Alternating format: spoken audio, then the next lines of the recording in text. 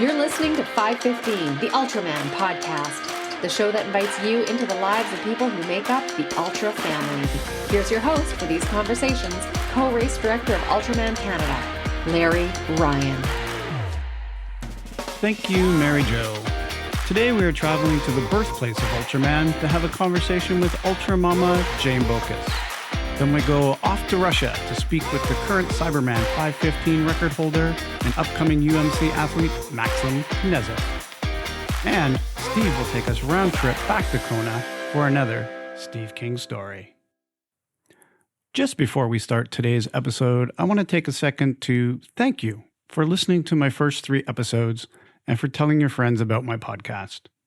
We immediately went worldwide in over 15 countries in just days. I truly appreciate each of you who share the links and help more people find 515. Please send me your feedback and rate the show wherever you get your podcast. When we speak of people involved in the 515 distance events, we speak of the Ohana, the Ultra family. Today's guest is the UltraMama of the family, the caretaker of the Ultraman brand, the embodiment of aloha, kakua, and ohana. From her home on the Big Island of Hawaii, it is my pleasure to have this opportunity to speak today with Jane Bockus. Aloha, Jane. Hi there. Aloha. Aloha. What part of the island is your home actually located on? I live in Kona, which is on the west side of the island. Been here since 1971. You must have seen some changes in that time of Kona. When we moved here, there was one traffic light in Hilo. That was it. 100 miles away. Anyone who's listening to this podcast obviously is going to know Kona as the home of the Ironman World Championship and of the Ultraman World Championship. When the road show comes into town, the big Ironman road show, and the people that come with it, they probably see Kona in a certain way, like all that hive of activity that goes with it. But what's it like to live there for the rest of the year? Much quieter. When they first had Ironman here, it was in February. But after 2 years, they decided that wasn't convenient because that's busy time anyway for tourists. So they moved it till October, which is not as busy a time. And it gives people on the mainland time to practice and train through the summer. Yeah, which is good. Yeah, that gives them the best chance to come in at a peak performance, I'm guessing. Well, better than when it was February. But living in Hawaii, it's really summer for you all year round. It's one of the great advantages. And I know you take advantage of it in a way of joining in with your friends in paddling. Tell me a little bit about your paddling experience. Well, let's see. 42 years ago, I started paddling.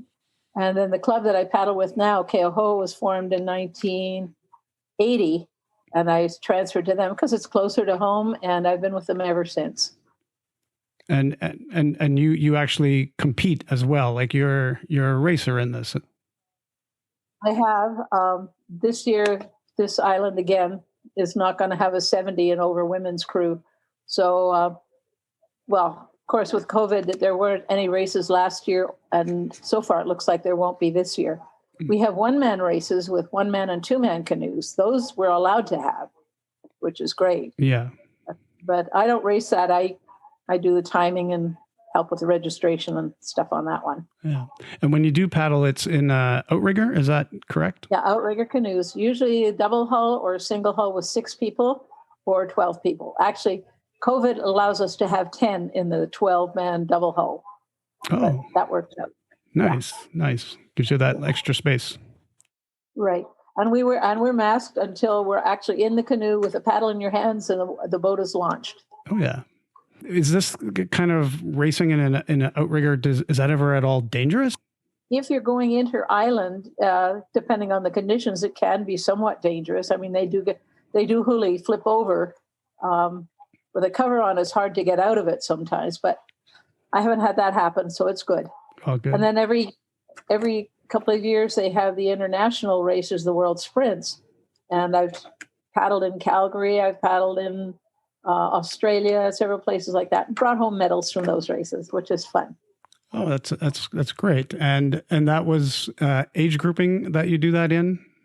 That is age group, yes. Yeah. And so that's what you're saying, that they won't have that age group for this year, though.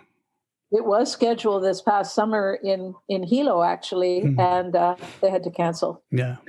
That's unfortunate, but that seems to be the way of the world at the moment. Unfortunately, a lot of cancellations. Yeah. Especially with triathlon as well, which is too bad because especially with Ultraman, with only 40 athletes, the only time they're together is at the start each day. And then they're really spread out. Yeah. Hopefully we'll be able to start redoing our Ultraman races in a nice COVID-friendly way.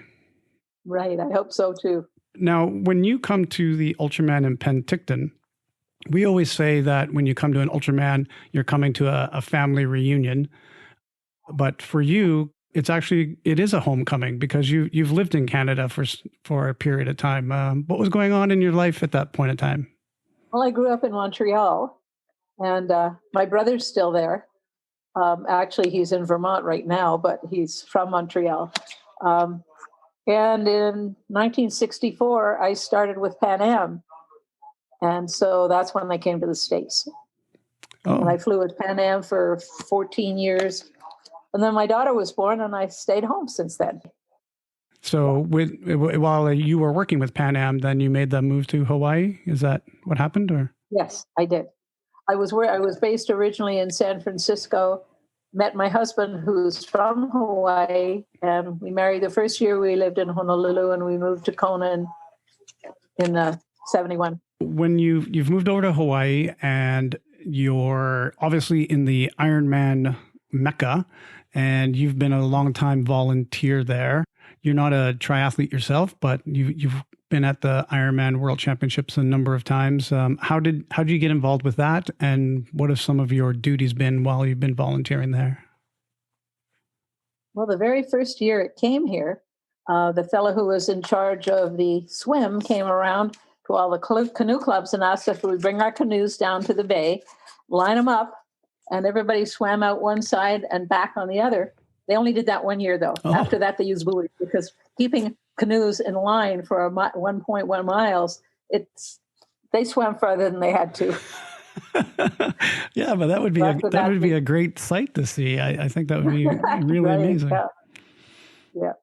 So after that, they used buoys, and then I was in charge of the changing tents on the pier for a couple of years. And then a friend of mine who was working with ABC Sports asked me if I'd help with her thing because she was going to be away out of town. And I from then on, I was running the war room for ABC Sports, where we track all the athletes. This was before the days of cell phones, and we had landlines throughout the course. Oh. With the monitors, each of those calling in and letting us know where people were. And then we had a PA, a production assistant, in the room just following us. So it was kind of like the Jerry Lewis telethon with all the phones around the room, and we had the big checkboards on the walls, and we tracked all the top men, the top women, and the Big Island athletes and the special stories that they were covering. Oh, that's a real insider view to what's going on in the race. It was fun. You knew what was going on before anybody else did. And is that still kind of your role there, or have you done other things now? Or? No, because now that they have the timing chips and cell phones made it a lot easier. But then with the timing chips, they have that, and they did away with that. So then I was in charge of aid stations director for a couple of years. And then after that, I gave that up because when Ironman set its date for October, it was getting too close to Ultraman. It was getting kind of hectic. So I gave that job up. Oh, yeah. And now I just run an aid station. Okay. Yeah. So you're still involved, though, just not as heavily. Yeah. Not quite as heavily, no. Yeah.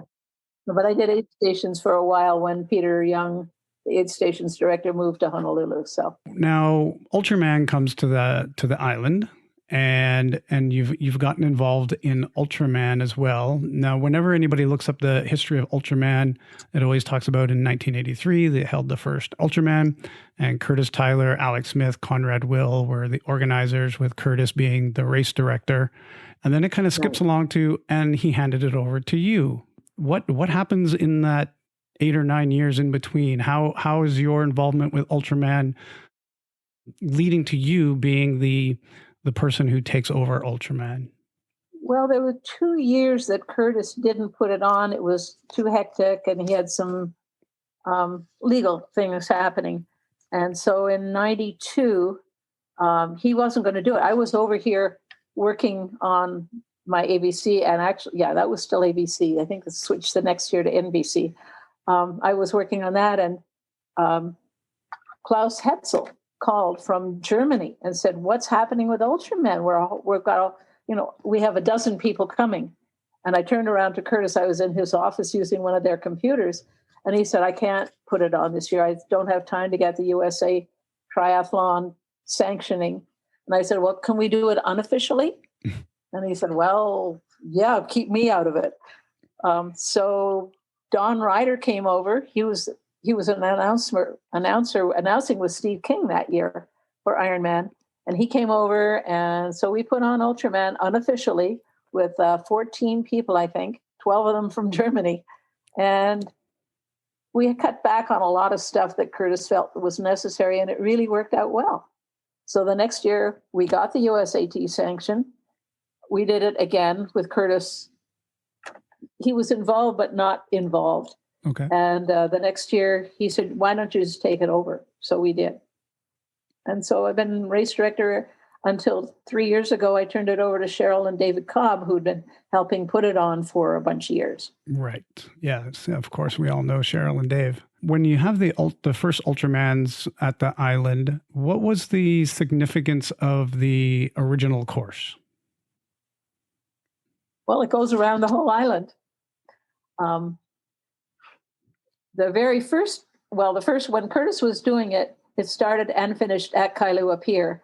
But traffic and things are getting busier now, so we changed the finish line to the old airport, which is a county facility, and it's a lot easier to get permits and not have to close roads, etc. Right. So it's less than a mile away from the original start. So you still go around the whole island, except for when the volcano won't let you. And that happened just recently too, a couple of years back, right? A couple of years ago, yeah. Yeah. And so we started and finished every day in Kona. Well, actually, we started in Kona, finished day 1 in Kona. Day 2 started and finished up in Hawi, and then they ran from Hawi back to Kona. So we stayed on the west side of the island because the east side roads were closed. How did the athletes find that course in comparison to the regular course? Well, actually, when Vito Biala wanted to take over, and he said, "Well, we can make it more than 40 people." And I said, "No, we can't." He said, "Yeah, we'll start and finish every day in Kona." And there were 2 years, I think we did that. The numbers went down. The mystique of going around the island is part of Ultraman. Mm-hmm. And so we're keeping it to under 50 people. I like 40. Right. And that works a lot better. And we're going back around the island. Yeah. It's great to go all the way around and see the different landscapes as well. And exactly. Yeah. All the conditions are different too. All the conditions. Yeah. But there's always going to be rain. Somewhere. Somewhere. So you're talking about how it's limited, and I think most people know that the race is limited to it's invitation only and limited to 50 people, sometimes 40. But I understand there was 1 year where there was more than 50 people. What happened on that year? Yeah, there were years that Curtis was trying to make it big too. He had to start separately on day 3 and day 2, and it just wasn't the same. So when I took over, I said it's not going to be more than 40 on this island. All the Ultraman events that I've been to, I find the same thing, that the smaller the event, the more you get the ohana of the event. And exactly. There seems to be that 35 to 40 person range that, depending on which course it is, gives you a good level of competition, but it also allows for you to get to know everybody or a lot of the people. Yeah, all the athletes and the crews. The crews get really close as well. Because they end up leapfrogging over one another as they're going through the course, and they get to talking, and that's one of the great experiences of doing Ultraman is being on those crews and having those conversations on the road. And crews help one another as well. If an athlete goes off course, gets lost, a crew will find him, help him get back on course. If somebody has something go wrong with their bike, they'll lend them another bike. It really works out well. Yes, and that's obviously the mystique of Ultraman, I think, is the way that all that works. And it's not just I'm out there to win a race. We're all out there to get to the finish line and have an experience along the way. Exactly. When I was speaking to Steve King recently, he was talking about how that happens within your own organization as well for the race organization, in that you have a number of people who continue to come back year after year, even from the mainland, in order to be part of this race. So maybe you can just tell me a little bit about some of those people, who they are, what they do when they come year after year, and why are they doing it still? Right. Yeah. The gal who is our medic comes every year. Steve and Jean come from Canada. They're our announcers. I call him the voice of Ultraman, because he announces all of the Ultraman races, which is wonderful. A lot of people come from Honolulu as well. So it's a big family. It's a big family reunion. Thanksgiving weekend, American Thanksgiving weekend. Yeah. You know, we talked about a little bit earlier some of the times where the courses had to be changed due to lava flow and things like that. What are some of your other memories of times when there was something that happened in the race that just made it maybe slightly dangerous or like really memorable because it caused something in the race? Like, what are some of the trials that you've had to face as a race director to put on this race year after year and in a place that is prone to climate? That's a good way to put it. Prone to climate and prone to Madame Pele. Yeah. The volcano, back in the beginning, Curtis had to change it several years too, because they used to start at Volcano and go down the Chain of Craters Road to the coastline and then along the coastline. Well, in 87, 88, the lava crossed the highway there again. So they had to go down to Hilo and then cut back. So the course has been changed a number of times just because of Madame Pele. The volcano decides to erupt and cuts through certain roads. So there were a couple of years that it got changed. Then when they repaired that road, they went back to that course, and again, the lava came down again and changed it, and they never did repair that road. So we had to change it to the course that we have now. So people who say, well, I've got the Ultraman record, well, maybe they have for 1 year, but if the course changed the next year, it's not the same record. Have there been any other years where there's been like low finisher rate or something due to some extreme things that were happening? Well, the year that we started and finished in Kona every year, when Vito was trying to make it big, that's when numbers went down again, because it was starting and finishing in Kona every year, or I mean every day. Do you have any other memories of particular athletes, like ones that really stand out for performances that they did, or struggles that they had to overcome during the race, or maybe even the fact that like just them getting to the finish line was an amazing story? Like, do you have any of those that just pop out of your head? The years that Miro and the guy from Brazil, they would compete against each other. They're both really good swimmers, both good cyclists, but usually the guy from Brazil would finish ahead of Miro, and yet when Miro got on the run, they would run together 3/4 of the way, and when it got to the airport, the Brazilian guy would say, go, and Miro would take off and get first on the run, whereas the Brazilian guy would win overall. Oh. Until 1 year, I think it was the year that Miro turned 50, he won the whole thing. And it was really, yeah. And just as a point of reference for the listeners out there, the World Championship has opened its application process for the 2021 November race, if you are interested. Now, Jane, since you've been the caretaker of this race for such a long time, do you have any specific tips that might help the athletes out there who want to apply to maybe get a little bit ahead in their application when they're being compared to other applicants? What are the things that the board is looking for that are reviewing these applications? Well, lately, there have been so many more athletes wanting to come to Hawaii. Now they have to do another one, an Ultraman in Canada or Arizona, Florida. Yeah, they have to have done another Ultraman in order to qualify to come. Still have to do an Ironman, finish an Ironman distance. Say an Ironman doesn't have to have the M. brand, but it has to be an Ironman distance in order to show us that they have the wherewithal to finish. Just aside from just doing the Ultraman qualifier and doing the Ironman qualifier, are there any other tips that would make someone's application stand out against another person who is also applying? Be a nice person. You know, there's some people that have a reputation of they're so competitive that they don't share their abilities or their feelings with anyone else. And if they're a turkey, they don't get invited. That's why we keep it an invitation. The guy who started Ironman said to me the second year that I was in charge, he said, Jane, keep your race an invitational. If you hear somebody is a jerk or they've got a reputation of cheating somewhere, don't invite them. You don't have to. So that's why we're keeping it an invitational. Right. I definitely appreciated having the time to speak with you today, Jane. And I know you got to get going. So they hear the mower in the background.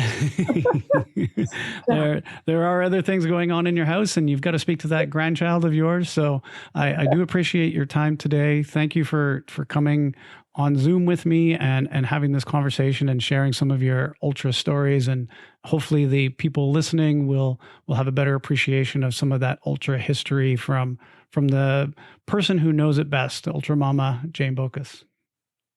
Great. Thank you. Thanks, Larry. Good luck.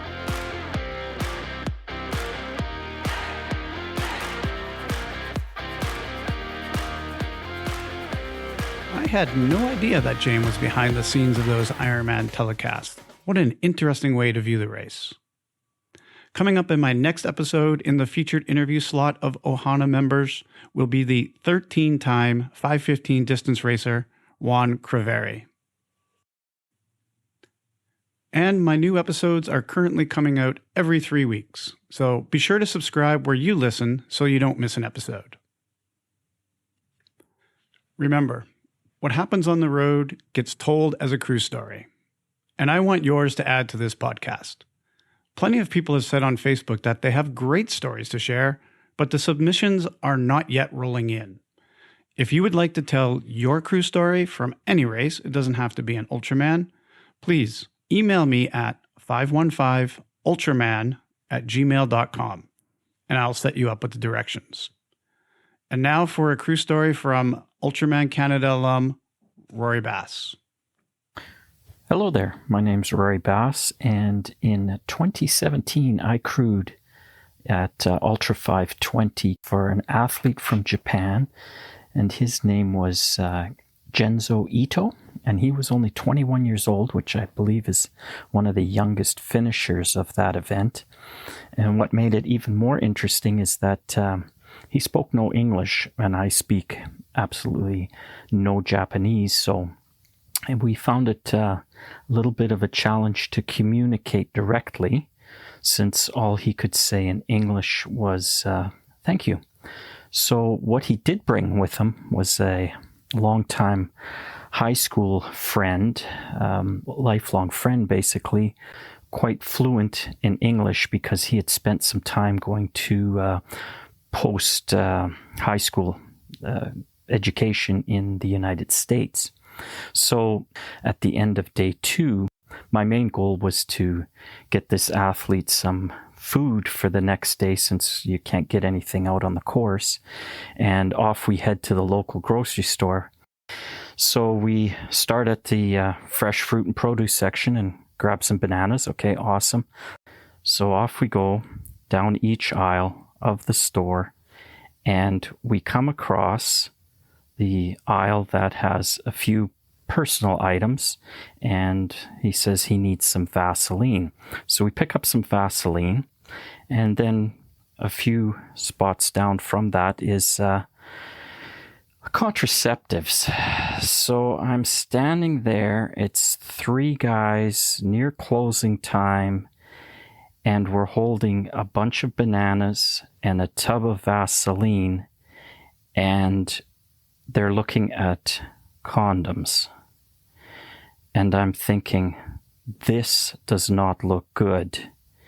And my fellow crewmate is telling me of his experience when he was in the United States, that these particular condoms that he had picked up off the rack were the best ones.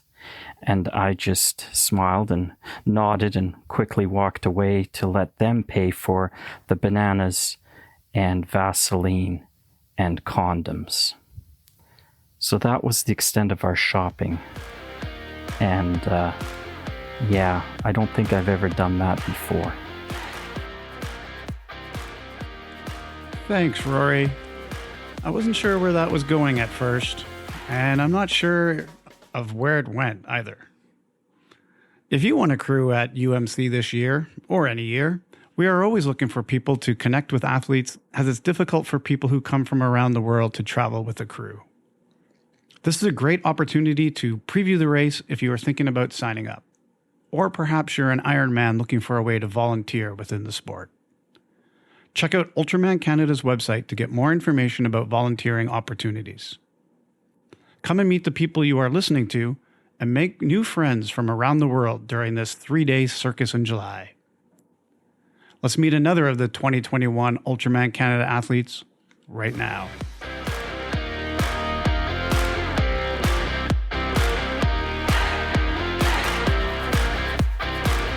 Each episode, I take the time to introduce you to an athlete that will be competing in our upcoming Ultraman Canada 2021. Today's athlete is a 5:15 veteran and holder of the fastest time to finish Siberman 5:15 in Russia. He is coming to us from his home in Moscow. It is my pleasure to present to you today, Maxim Knyazev. Hello to everyone. Thank you so much, Vladi. I'm glad and I'm happy to hear you and speak with you. And I really wait and prepare for this time, for 22 July, to come and get a great race in Canada. You're kind of new to triathlon. You've only been doing this since 2017. Is that correct? Yes, my first race was in Estonia. The city was Otepää. It was in 2017. It was a half Ironman. It was my first race.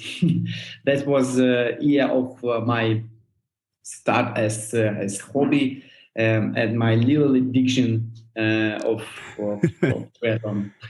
Yeah, but yours has grown very quickly. Usually people, spend a few years in Ironman and they build up to the ultra distance, but you're jumping into it right away, and I think that's really interesting that you've pushed yourself to that limit right away. Yes, I don't know how, but maybe some little talent or addiction. But I make my shape about half of year to race. I was ready to race my first time. About 5 hours, 25 minutes for half Ironman. It's not so fast time, but for the first time is not so bad. No, that's excellent. Yeah.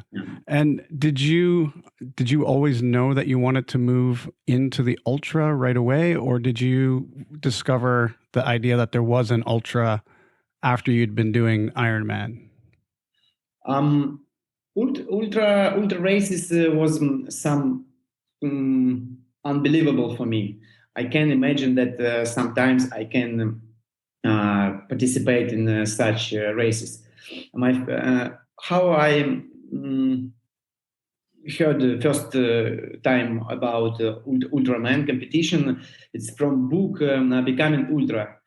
Rich Roll, yes, Rich Roll. Yeah. Yes, he is the author of the book. I try to think how it can. Is it real? It was absolutely impossible for me. But in 2018, I write to director of Siberman race and ask him. I asked him that I want to participate in Siberman. But in that time, I don't have a full race finish. He answered me that I can't participate. But I asked him again and again. So he said me okay. And I did it in 2018. My finish time was 28 hours. It was so long race. Too long, I think. With Siberman, I don't imagine too many people have, at least on the North American side of the world, have participated in this event. Can you tell us a little bit about what Siberman is like, what the courses are like at Siberman, what kind of scenery you see, that kind of thing? Oh, okay, sure. Siberman, the same rules, the same distances for 3 days as classic Ultraman race. So first day it is 10 kilometers swimming, 145 bike. Second day is 276 kilometers for bike, and third day, running day, 84 kilometers for running. First day, the swimming stage it's a comfortable water. Like I think it's something like in Canada will be. It was lake. My time in first attempt in 2018 was 3 hours 8 minutes. 8 minutes. It was the first time I was the first, but I have a very weak bike shape. So after first swimming stage, I lost about seven position.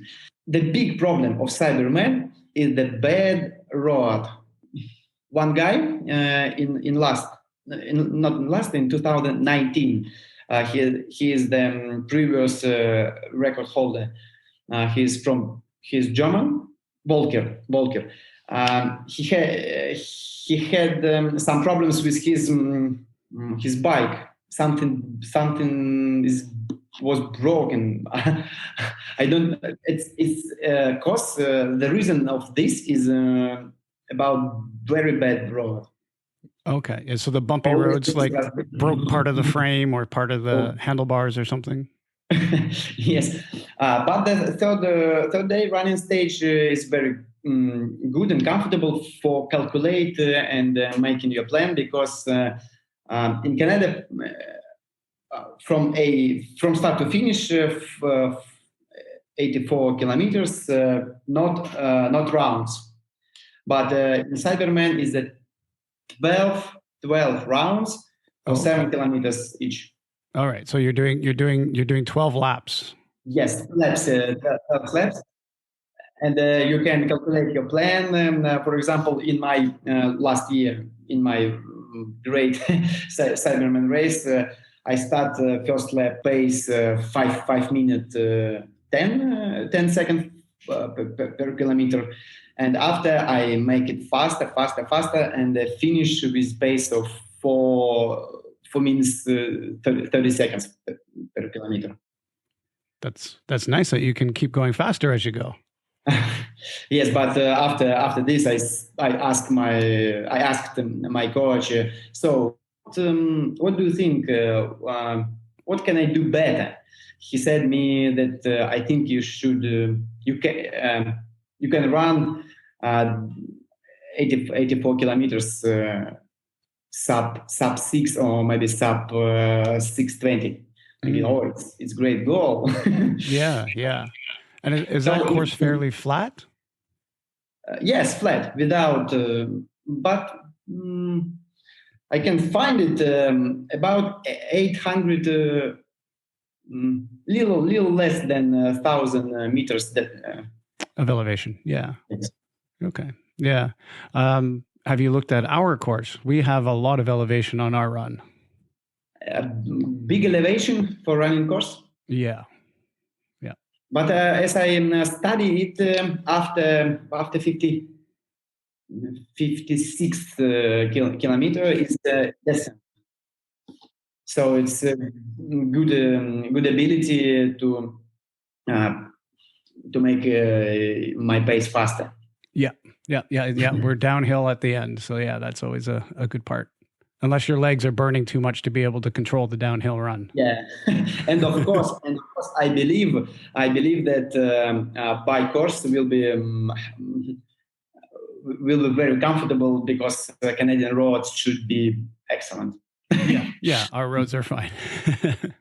Yeah, and now you've also done some ultra marathoning as well, and you've done a race in Turkey. What was that race in Turkey that you did? Cappadocia, if you heard about. No, I have not heard of that one. No? Tell me a little bit about that one. Cappadocia was my very difficult but amazing race because I was ready for run such distance. It was 120 kilometers, but I had some problems with my clothes because when the night come, I feel cold. It was unpredictable for me. So I think about maybe I should stop and out of race. So you should move. Right. But when you stop, it will be dangerous for you. What kind of temperatures were you having in the evening there? From evening to night, the temperature fall to about 2 degrees. 2 degrees. It's close to zero. And is that in the short and t-shirt? Yeah. And is that a loop course, or is that a point to point? Do you have a crew that comes with you on that run, or are you by yourself? How does that run work? No crew. It's just by myself race. And with your Siberman, now you got the course record. I don't know how I did it. As you know, I think in all world with the pandemic and the quarantine, so I train hard and sleep train, and work was online. Right. Yes, by my laptop. So I have such a big pool of time for training part. But I think I thought that so if it's my second time, I should improve my results. So I should maybe I should win or but of course I was ready to be second or third. But when I saw the list of participants. I was surprised that there were all very strong athletes. 5 or 6 of them was in Kona, Ironman Kona. After first day, I swim much faster than my first attempt. So my finish time of 10 kilometers swimming was 2 hours 50 minutes. That's excellent. It's not so fast because I'm not a swimmer, but it's very good. I was only 7th. Wow. Bike course was a little bit better. My position after first day was 6th. So what should I do for win or maybe for win 2 or 3 positions? I didn't have the answer for this question. But after second day, my coach said me, you shouldn't ride fast from the start. About 180 kilometers, I ride softer than I can. Right.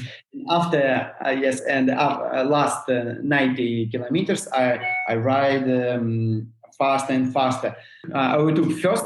So I stand the third position. After maybe 10 kilometers, I overtook the second. So my position stand the second, and I think it's amazing. I'm a second in such a big bike course. To finish was about 20 kilometers. I ride faster and faster. I feel bad. I feel excellent myself. So I can do faster and faster, and I ride. And I saw them crew car stuff. Right, the crew for the other racer in front of you. Oh my God, he is there.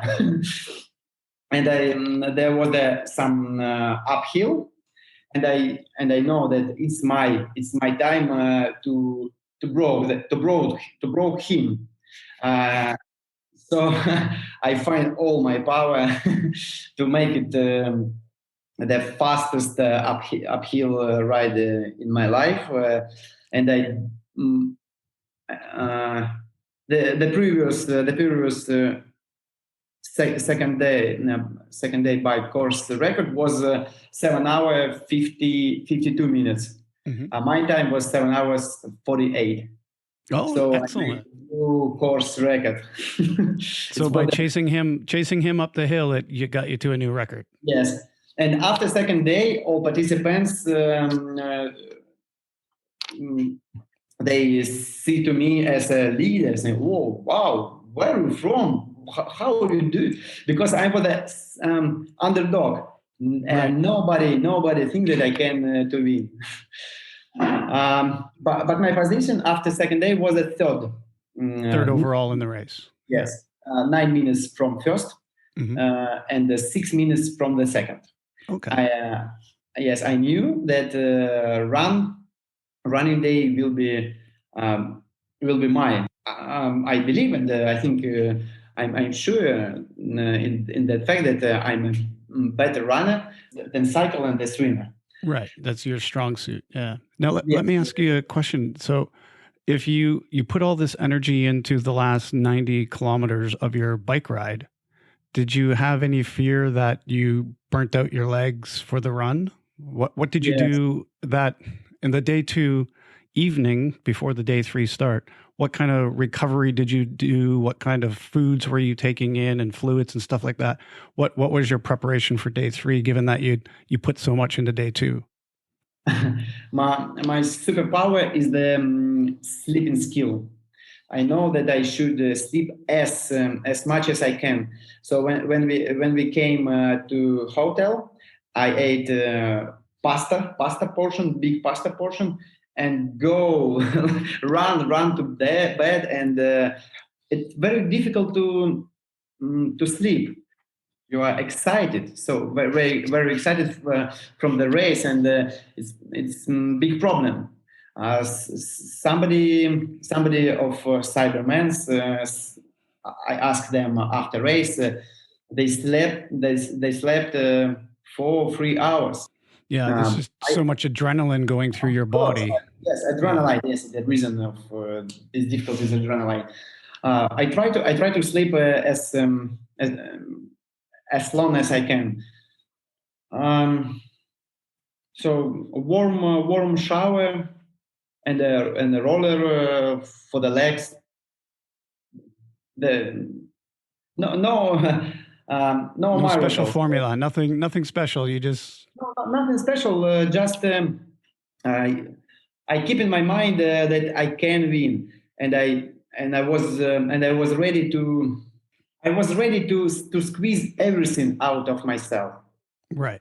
So I know that in the third day I can win, or maybe it's a little dramatic, but I think about it was strange, but I was ready to die on the race. Yeah, you were gonna give it your all to either win or just blow up and be done. I promised to myself that I never stop. I will run as I can, and if it will be enough for me, it's okay. So right. my scenario was right.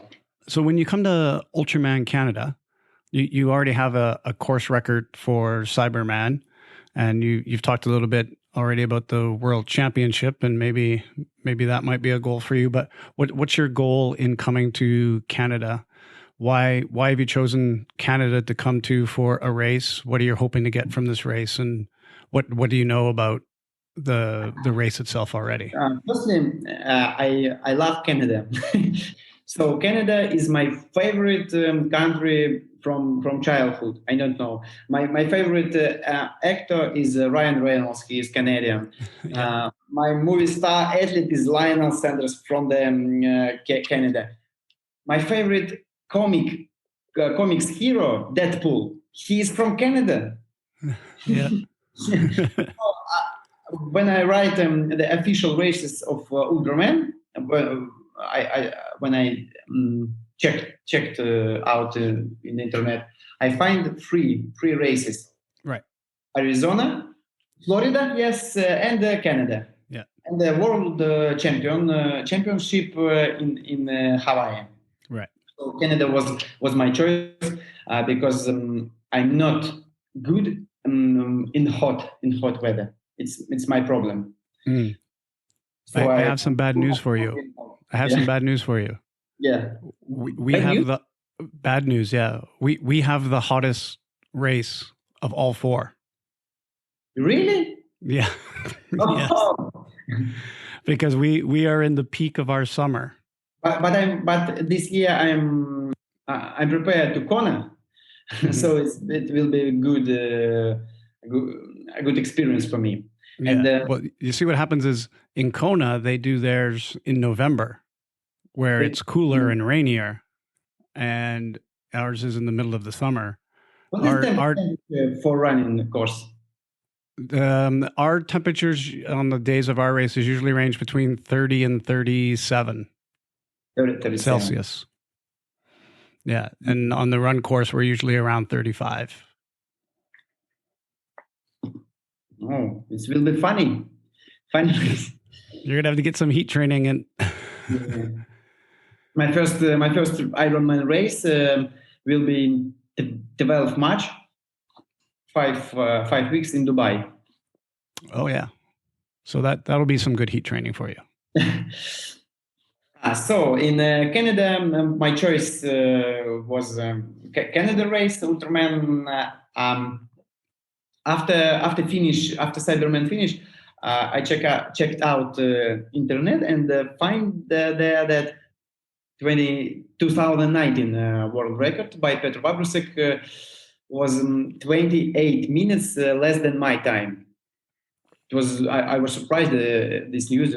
I was so close to world record, but in 2020, a little month later, Petr Vabrusek did it again and make a new world record. He beat himself. So now the world record is 20 hours 56 minutes. Yeah. Is that something that you're looking at then? Yes. I think I should make a big goal for my Canadian race, and I will try to beat the world record.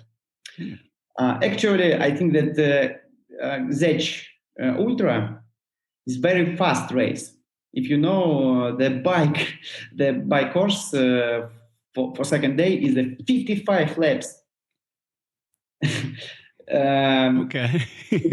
they did everything for make their race the fastest.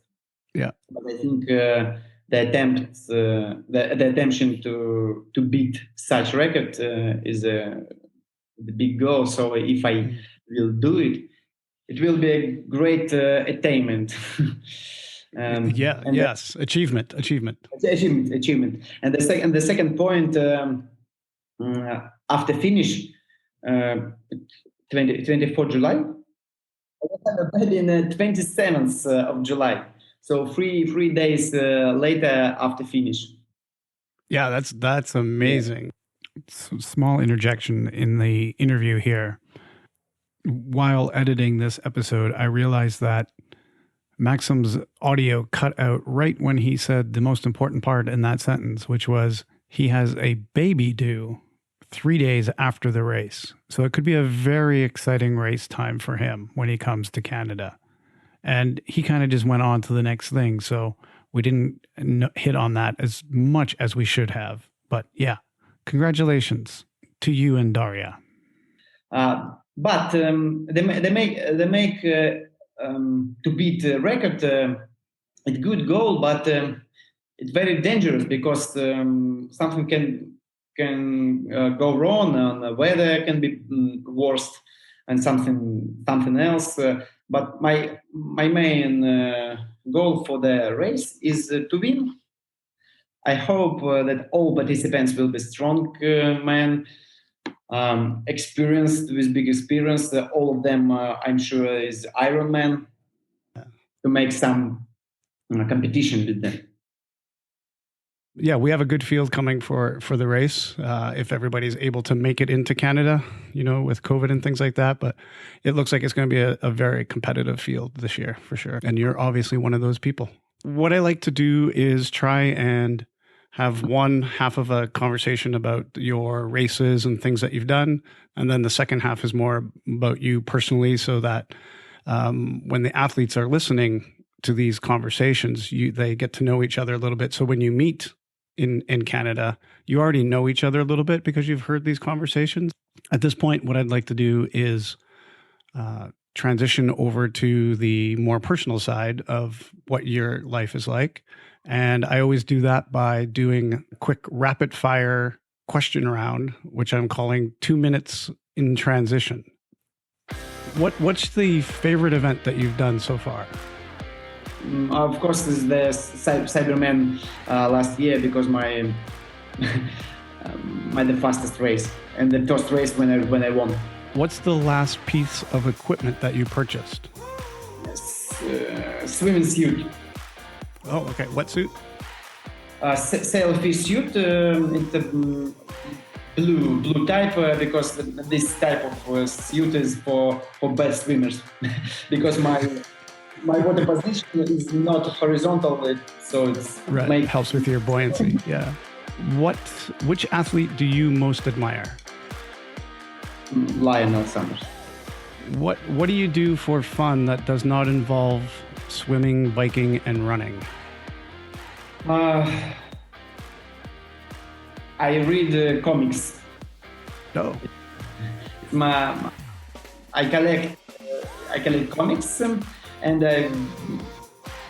I like to drive karting. It's very fast drive on track, like little. Yeah, you drive on a racetrack? As fun, not as sportsman. Right. Yeah. But you still go onto a track. It's not like just out on the roads. Yes, on track. Yeah. Oh, that's nice. Yeah. Tell me a little bit about your family life. What do you do as a typical family in Moscow?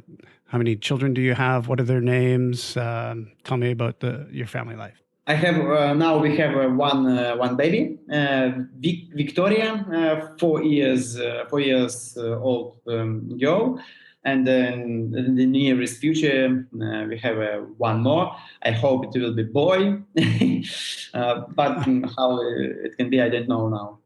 Yeah. Unfortunately, my wife, Daria, she's not so happy of my triathlon hobby, but after Siberman race last year, she started to think that maybe I can some future, or I think before this, she thought that it's wasting time and money, because TT bike is very expensive. Running shoes so expensive too. We should fly in another country. But I think. But all this time, I believe that I can become stronger and stronger. So I dream about to become pro athlete from amateur. Okay. Yeah. Yes. Excellent. Yeah. And you definitely need you definitely need a lot of family support when you do these things. Yes. So yes, unfortunately, my wife doesn't have the same dream as mine, but it's normal. Now she believe to me, and I ask her, would you like me to beat the world record? He answered that, of course, do it. Yeah. But sometimes I should spend lots of time.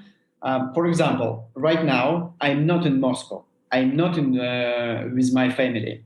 My family, my pregnant wife with 4 years daughter in Moscow, but I am in thousand city. Maybe you know Gelendzhik, Sochi Olympic City. Sochi? You're in Sochi? 200 kilometers from Sochi. Oh, okay. Yeah. Because here I can ride my bike. For example, tomorrow I have a 5 hours bike session. In Moscow, it's impossible. Right. Unfortunately. So I choose. Now I want to be with my family to see as my bike's stomach is growing, but unfortunately I should train 2 or 3 times per day to make my shape stronger day by day. But I believe that after finish, she will glad to me. She will proud of me. Right. Yeah. Yeah. So you're making a sacrifice to leave your family to go and train, and they're obviously also making that same sacrifice to have you away. Yes, of course. For example, after 10 maybe or 20 years, my children ask me, Daddy, what great things you did? I asked them, I work hard, I buy 1 apartment, I bought 3 or 5 cars. It's not so great. That's why I'm addicted to to win this race, to win Canadian race. Yeah.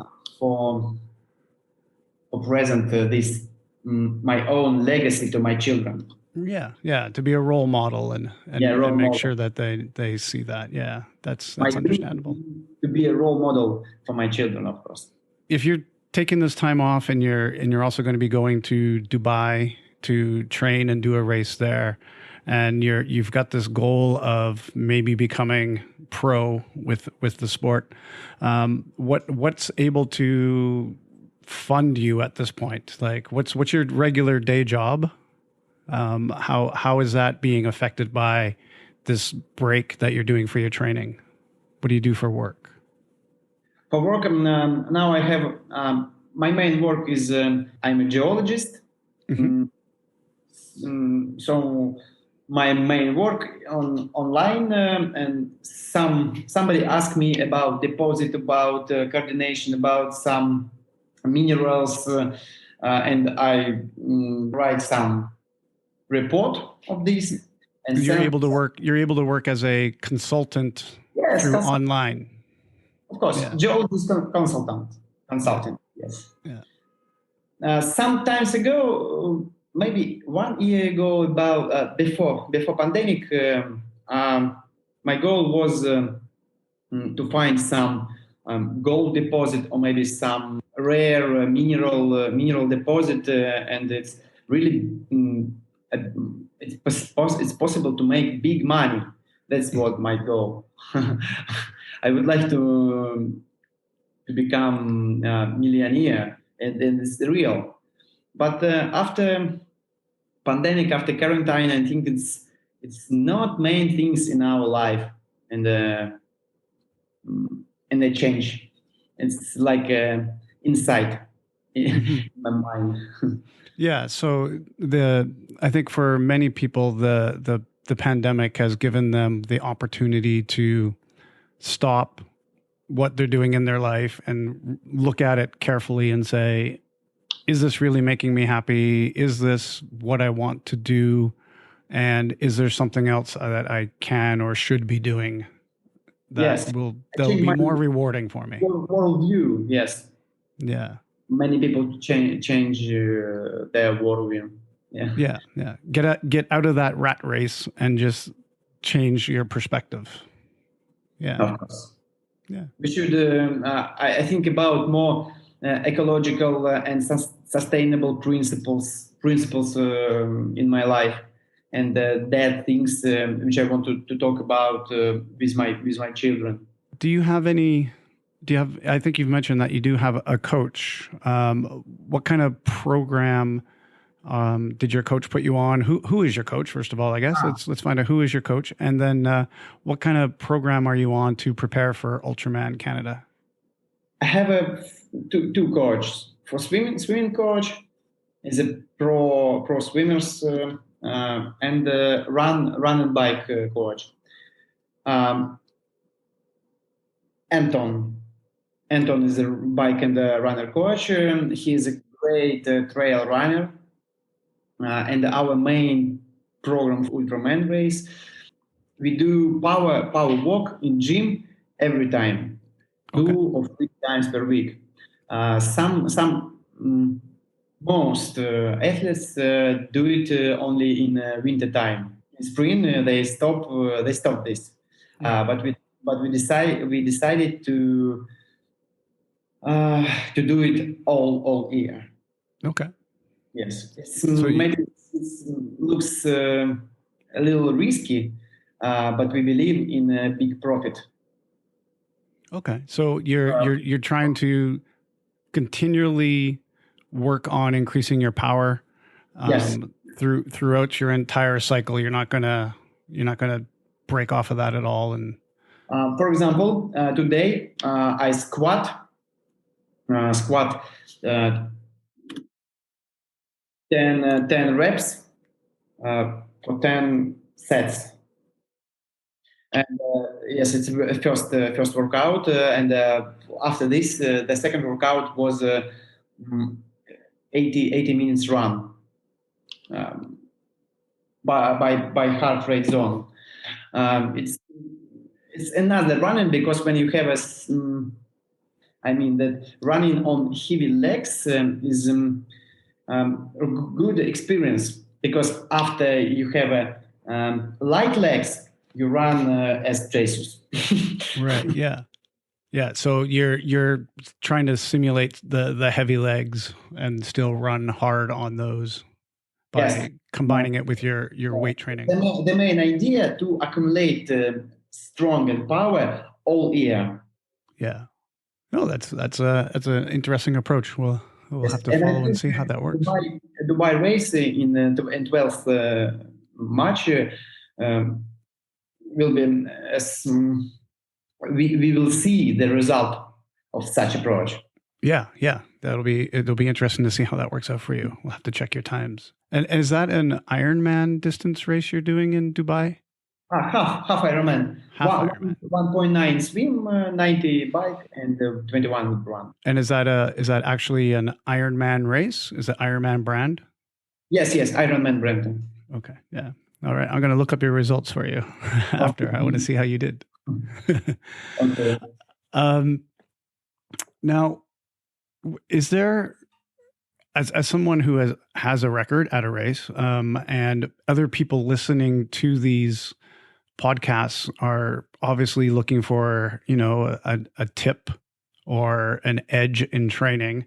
So as someone with your experience now of holding the record at Siberman, is there one great tip that you could share to help other people? Maybe your coach Anton, or was it Konstantin, have shared with you, or something you've figured out on your own? One thing that would help another person to do well at Ultraman. My main advice to everybody who wants to become Ultraman, not do it in 1 year. For example, my first Siberman in 2018, it was torture for me. It's really a hard torture for me. It's a bad idea. It's a bad scenario. And the second Siberman in 2020 was a really sport race. For my shape, I feel that, for example, from I have never think about to stop race in second time, but in third time, after 30 minutes of swimming, I think, wow, I think it's not for me. I didn't ready. I should stop. And all 28 hours, I think about to stop the race. If somebody really want to become Ultraman or another ultra marathon races, you should train them to be sure that you are ready and be really ready. Yeah. Of course, with coach. If you self-training sportsman, it's not for you. Self-training, I think, enough for 10 kilometers running, not so fast, or half marathon. Marathon, half Ironman or full Ironman distance, and of course Ultraman universe of ultra races is very difficult and dangerous races, and everybody should know that it really can kill you. So you should be ready and feel your legs, feel your mind, feel your heart that you can do it. And without this confidence, not try to race some ultra. Now, who will you be bringing for your crew? Max, the same first name as mine. He will the cap of my support team in Siberman. Second person is Alexander. Alex, he's a video operator because we want to make a movie about Canadian race. And in ideal scenario, we should have three members of support team. But each person is the costs for this journey, and so I think we can do it with two members. But if I want to win, or maybe to try to beat the world record, we should 3 members. So I think the third members is the best variant is Anton, my coach. Yeah, it'd be it's helpful to have a coach with you to keep you on track as well. Great runner. You don't have to answer this question if you don't want to, but it's not every day I get to speak to a Russian person. And so I was just wondering, like, what is your take on what's happening politically in Russia right now with Navalny? Is that a big deal over there? Because over here in North America, they're making it very big in the news. Really big deal and a really big problem, because our president and other people who are strong in government, I can answer you honestly, it's bad people. So everybody, I think, maybe not everybody, but 80% of that people who have money, they think about immigration.